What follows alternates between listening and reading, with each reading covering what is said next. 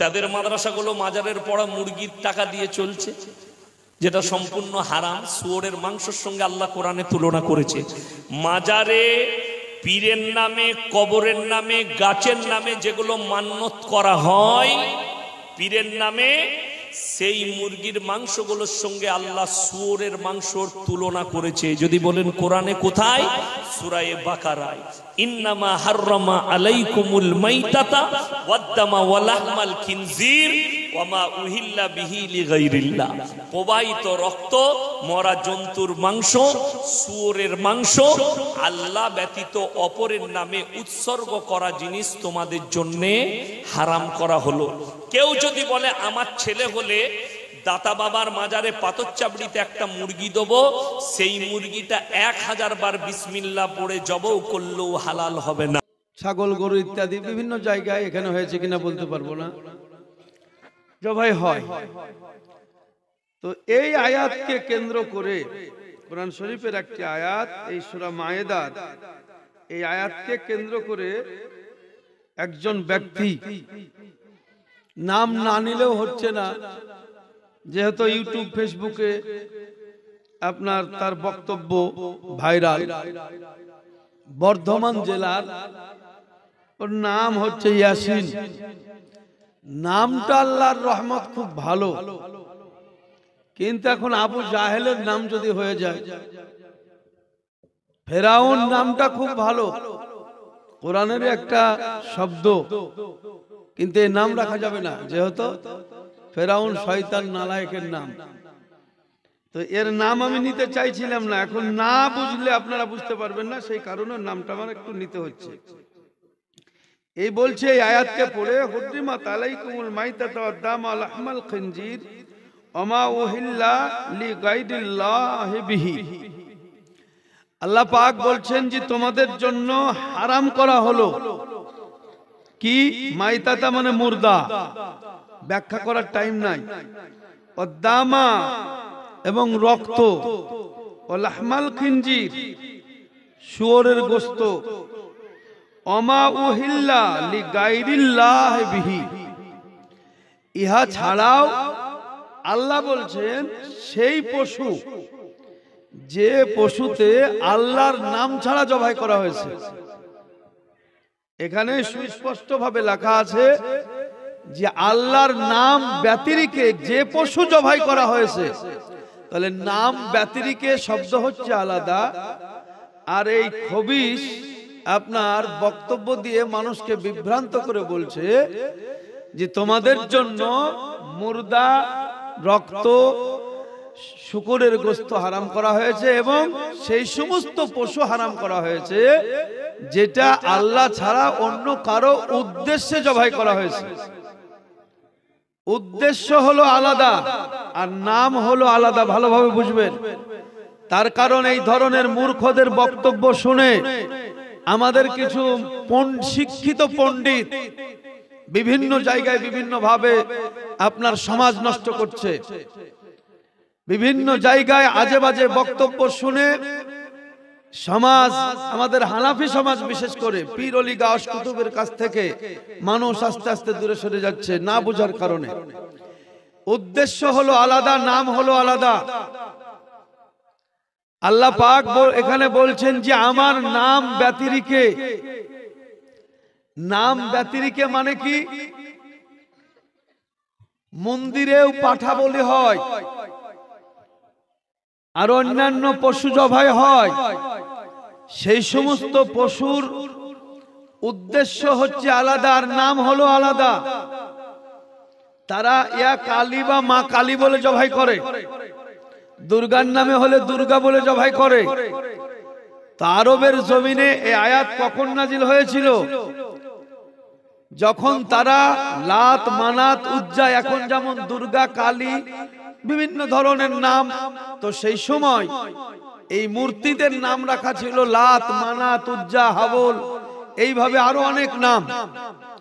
তো ওরা যখন কোনো কিছু বা কোনো পশু জবাই করত, তখন লাতের নামে হলে লাত বলে জবাই করত, মানাত বললে মানাত, মানাতের নামে থাকলে মানাত বলে জবাই করত। আল্লাহ পাক সেই কারণে এখানে বলে দিয়েছেন যে সেই সমস্ত পশু যেটা আমার নাম ব্যতিরিকে, মানে আমার নাম ছাড়া অন্য কোন নামে জবাই করা চলবে না। উদ্দেশ্য হলো আলাদা। মানুষ কুরবানি দেয়, কারো উদ্দেশ্যে দেয়, তারপরে আপনার আকিকা দেয়, কারো উদ্দেশ্যে দেয়। তাহলে উদ্দেশ্যে যদি কোনো পশু জবাই করা হারাম হয়, তাহলে কুরবানি দেওয়া হারাম হবে, আকিকা দেওয়া হারাম হবে, মসজিদে আপনার গরু ছাগল যে দেন সেটাও দেওয়া আপনার হারাম হবে। উদ্দেশ্য হলো আলাদা জিনিস। এই মূর্খ আবু জাহেলের বেটা ইবনে আবু জাহেল, এই ইয়াসিন, খুব সাবধান। এই মূর্খদের বক্তব্য শুনে ঈমান হারা হবেন না। ওলির দরবারই হচ্ছে আল্লাহর রহমতের দরবার। আল্লাহ পাকের নবী যখন বললেন, বা নবীকে যখন আল্লাহ দিলেন, আসসালামু আলাইকা আইয়ুহান নাবিয়্যু ওয়া রাহমাতুল্লাহি ওয়া বারাকাতুহু, সালাম দিলেন, রহমত দিলেন, বরকত দিলেন, নবীজি নিলেন, নবী আবার দিলেন আসসালামু আলাইনা ওয়া আলা ইবাদিল্লাহিস সালিহিন। আল্লাহ রাসূল দিলেন কাকে? কোন মসজিদে নয়, মাদ্রাসায় নয়, হাফেজকে নয়, আলেমকে নয়, কারিকে নয়, কোন বক্তাকে নয়, আসসালামু আলাইনা। আল্লাহ পাকের নবী বলছেন, আল্লাহ তোমার সালাম নিলাম, রহমত নিলাম, বরকত নিলাম, আর এগুলো আমি রেখে দিলাম। রাখার জায়গাটা কোথায়? আলাইনা ওয়া আলা ইবাদিল্লাহিস সালিহিন, আত্তাহিয়াতুর মধ্যেই ভরা আছে। তাহলে সালেহিনের খাতায় কে পড়ছে? আমার মতো বক্তা, কোন আপনার কে বলছে মাস্টার, ডাক্তার, মসজিদ, মাদ্রাসা না। আল্লাহর নবীর পরে পৃথিবীর মাটিতে আল্লাহর তরফ থেকে যে সমস্ত সালেহীন বান্দাগণ আসবেন, সালেহীন বান্দাগণ, ওয়ালা ইবাদিল্লাহিস সালিহিন, তাহলে সালাম, রহমত, বরকত আল্লাহর নবী রাখলেন কোথায়? উম্মতের জন্য সালেহীন বান্দার সিনাতে। বলতে গেলে অনেক টাইম লাগবে। তো সালেহীন বান্দার কাছে আছে এই সালাম, এই শান্তি, এই রহমত, এই বরকত। আত্তাহিয়াতের মধ্যে আমরা প্রতিদিন 5 ওয়াক্ত আমরা পড়ছি, ঠিক না বেটি? তাহলে এটা বোঝেন, এই আবু জাহেল মারখা, এরা আসলে মূলত আপনার ওলিয়া উলিয়ার দুশমন। এরা কোরআন চোর, ঈমান চোর, ডাব চোর, কি যে চোর তার ঠিক নাই। মাদ্রাসাতে তো লেখাপড়া করেনি, ও নিজেই বলেছে যে আমি ডাব চুরি করতাম। সবাই মনে করতো যে আমাকে তাহাজ্জুদের নামাজ পড়ছে, আর সবাই যখন শুয়ে থাকতো আর গভীর রাতে উঠে আমার বাপের মাদ্রাসায় ডাব চুরি করেছি। দেখবেন তার বক্তব্যতে আছে, এটা আমি বলছি না, সে নিজে স্বীকার করেছে। তাহলে এই সমস্ত ডাবচোর, ইমানচোর মৌলবীর বক্তব্য শুনে যারা কোরআনের আয়াতের ব্যাখ্যা ভুল করে, যারা কোরআনের মানে মতলব পাল্টে দেয়, তাদের বক্তব্য শুনে আজে বাজে মন্তব্য করে ওলিয়া উলিয়ার দরবার থেকে বঞ্চিত হবেন না। ওলির দরবারই হচ্ছে আল্লাহর দরবার। ওলির কাছেই আপনি আল্লাহর সন্ধান পাবেন। পীর বলে ধর কামেল অলি, যদি চলবি সিধা রাহা। তোর মুখে পীর বলে ধর কামেল অলি, যদি চলবি সিধা রাহা। সঙ্গের সাথী কেউ হবে না, মুখে বলবে আহা আহা। পীর বলে ধর কামেল অলি, যদি চলবি সিধা রাহা। তো আমার বাবা জীবন ভাইরা, সেই কারণে আপনাদের কাছে আমার অনুরোধ, খুব সাবধান। আরো অনেক কথা বলেছে, সে কথা বলার টাইম নাই। অতএব আপনাদেরকে এটা আমি বুঝিয়ে দিলাম যে উদ্দেশ্য শব্দ হচ্ছে আলাদা, আর এই কোরআনের কোন আয়াতে কোন শব্দের মানে উদ্দেশ্য বোঝাতে পারবে না। উদ্দেশ্য হচ্ছে টোটালি আলাদা। আল্লাহ রাসূল বলেছেন, ইন্নামা আমালু বিন্নিয়াত। আমি যেই জায়গায় দাঁড়িয়ে আছি, উদ্দেশ্যটা কি? যে কোন নিয়তে তুমি দাঁড়িয়ে আছো, সেই নিয়তের উপরে তোমার বিচার হবে। আল্লাহ বিচার করবেন, জগতের মানুষ বিচার করবে দেখে। আর আল্লাহ যেহেতু কালবের বিচার করবেন। ওয়াহুসিলা মা ফিস সুদূর, আল্লাহর নবী বলছেন তোমার কাজ তোমার নিয়তের উপরে বিচার হবে। তো ভাইরা আমার, বাবারা আমার, আমরা পীর ওলির দরবারে যে সমস্ত গরু ছাগল জবাই করি, অবশ্যই আমরা কোনো পীরের নামে জবাই করি না, করি গো? হ্যাঁ, তাহলে তো জালসাও আপনার বন্ধ হয়ে যাবে, জালসাতে গরু জবাই করছেন ইত্যাদিতে। তাহলে আমরা কি বলে জবাই করি? বিসমিল্লাহি আল্লাহু আকবার বলেই জবাই করি।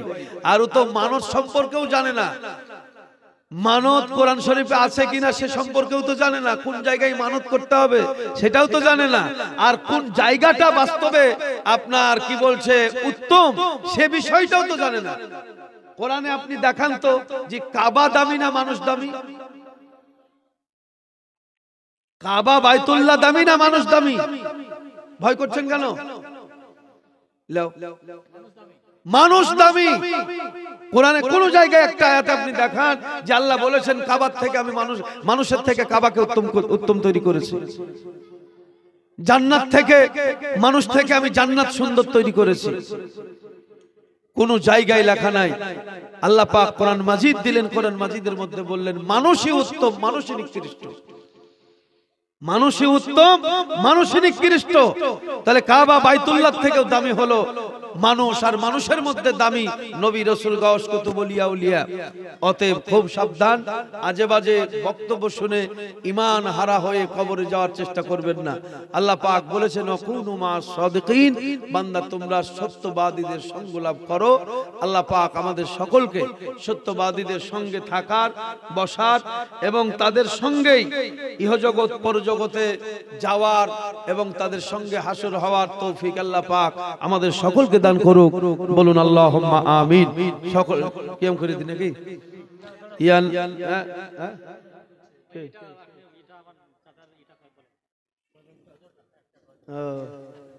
টাইম নাই আবার লটাপটি। অমন ভক্তি ভরে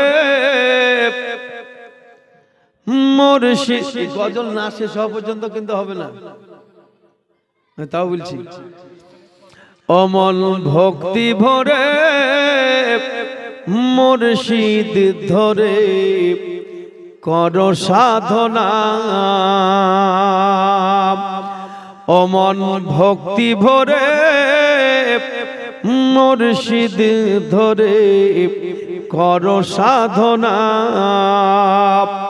তবে সঠিক পথের পাবে সন্ধান, হেলা করো না। অমন ভক্তি ভরে মুর্শিদ ধরে করো সাধনা, ফুলের মধ্যে মধু আছে, গোবরে গীতার টের পেয়েছে, ফুলের মধ্যে মধু আছে, গোবরে গীতার টের পেয়েছে, কেবল মৌমাছি মধু চুনেছে, মৌমাছি মধু চুনেছে, তাই মধু পূর্ণ মৌচাকখানা। অমন ভক্তি ভরে মুর্শিদ ধরে কর সাধনা, সোনার খনি থাকলে তোমার সাধন নইলে সবই বেকার, সোনার খনি থাকলে তোমার সাধন নইলে সবই বেকার, সাধনকারী হয় স্বর্ণকার, সাধনকারী হয় স্বর্ণকার, পুড়িয়ে করে পাকা সোনা। অমল ভক্তি ভরে মুর্শিদ ধরে কর সাধনা, যে জন শক্ত বেশি শিলা হতে হবে সে পাথরে মোম বানাতে, হবে অন্ধকার দূর সে জ্যোতিতে, হবে অন্ধকার দূর সে জ্যোতিতে আলোর টের পাই কি জনম অন্ধকানা। অমন ভক্তি ভরে মুর্শিদ ধরে কর সাধনা। হেলাই জীবন কাটাই যারা নিজ গর্বে আত্মহারা। হেলাই জীবন কাটাই যারা অগো নিজ গর্ভে আত্মহারা। কয় মুজাহার অহংকারে রয় শয়তান পুরা, মরণে দিবে সে কুমন্ত্রণা। অমন ভক্তি ভরে মুর্শিদ ধরে কর সাধনা।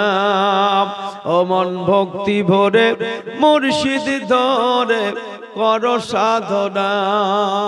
এই গজলের মধ্যে আমার নানা হুজুর সমস্ত বক্তব্য আপনাকে বুঝিয়ে দিয়েছে। মুর্শিদ কি জিনিস, মুর্শিদ না ধরলে কি হবে, শয়তান কেমন, কি বিষয়বস্তু, একে আলোচনা করতে গেলে কয়েক ঘন্টার ব্যাপার। তো যাই হোক,